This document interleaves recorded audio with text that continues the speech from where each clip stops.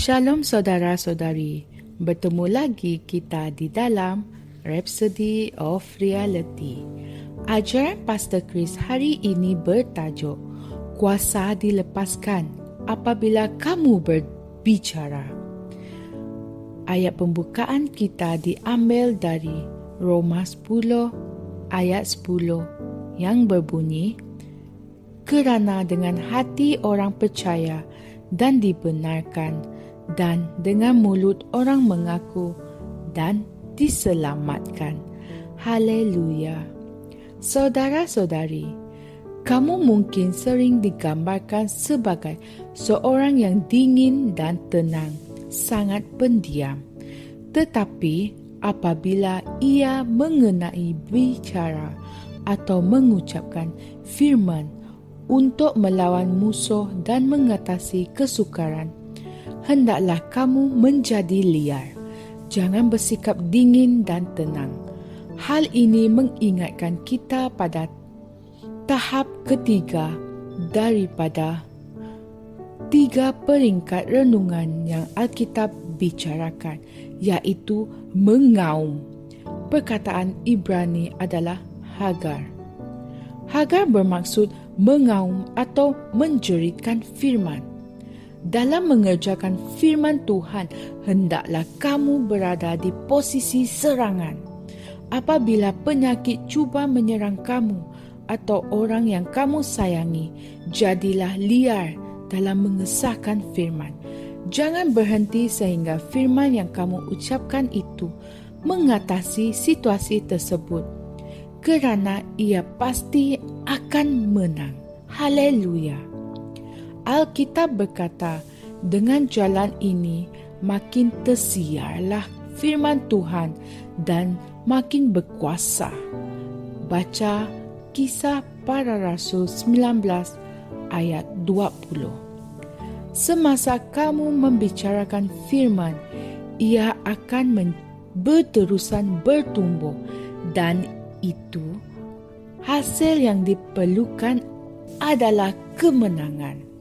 Jadi gunakanlah firman untuk menangani apa-apa situasi kamu. Tidak kira betapa teruk atau buruknya keadaan itu. Haleluya.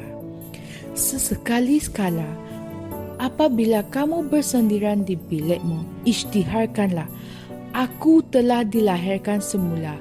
Aku mempunyai kehidupan Tuhan dalam diriku. Aku enggan menampung penyakit atau kelemahan di dalam tubuhku.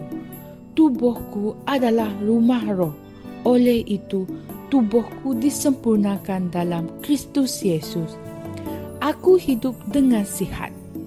Berbicaralah seperti ini setiap hari, kerana kuasa dilepaskan apabila kamu berbicara. Saudara-saudari, kuasa itu tidak berfungsi hanya kerana kamu tahu atau percaya.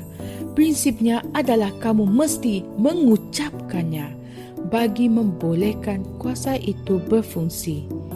Itulah yang telah kita baca dalam ayat Injil tema kita.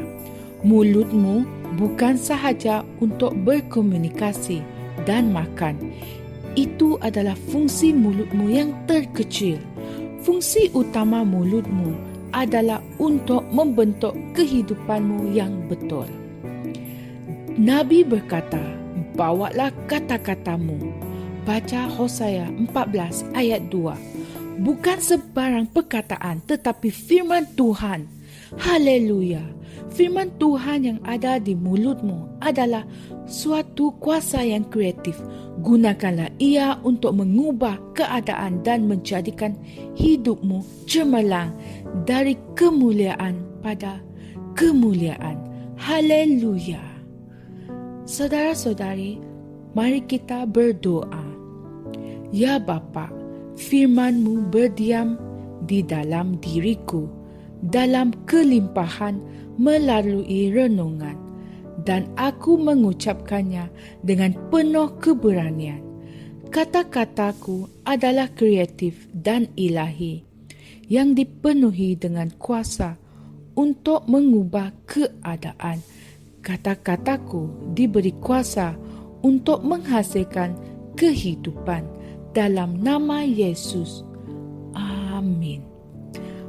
Renungan tambahan kita diambil dari Yosua 1 ayat 8 dan Markus 11 ayat 23. Sekian perkongsian saya pada hari ini. Sehingga kita bertemu lagi pada hari yang lain. Kami percaya saudara-saudari semua telah diberkati dengan perkongsian firman dari Rhapsody Reality. Bagi sesiapa yang ingin menjadikan Yesus Kristus sebagai Tuhan dalam kehidupanmu, kamu boleh mengucapkan doa ini bersama dengan saya. Ya Tuhan Allah, aku mempercayai Yesus Kristus, Anak Allah yang hidup dengan sepenuh hatiku. Aku percaya Dia telah mati untukku dan Allah telah membangkitkan Dia dari kematian. Aku percaya Dia hidup hari ini. Aku mengaku dengan mulutku bahwa Yesus Kristus adalah Tuhan dalam hidupku mulai dari hari ini. Melalui Dia dan di dalam nama-Nya, aku mempunyai kehidupan yang kekal. Aku telah dilahirkan semula. Terima kasih Allah kerana menyelamatkan jiwaku. Aku sekarang adalah anak Allah. Haleluya. Tahniah, sekarang kamu telah menjadi anak Allah. Untuk apa-apa sebarang pertanyaan atau untuk mendapatkan lebih banyak maklumat mengenai bagaimana untuk bertumbuh sebagai seorang Kristian, anda semua boleh hantar mesej di akaun Facebook kami atau email kami di tni.msia@gmail.com. Sekali lagi, tni.msia@gmail.com. Tuhan berkati anda semua.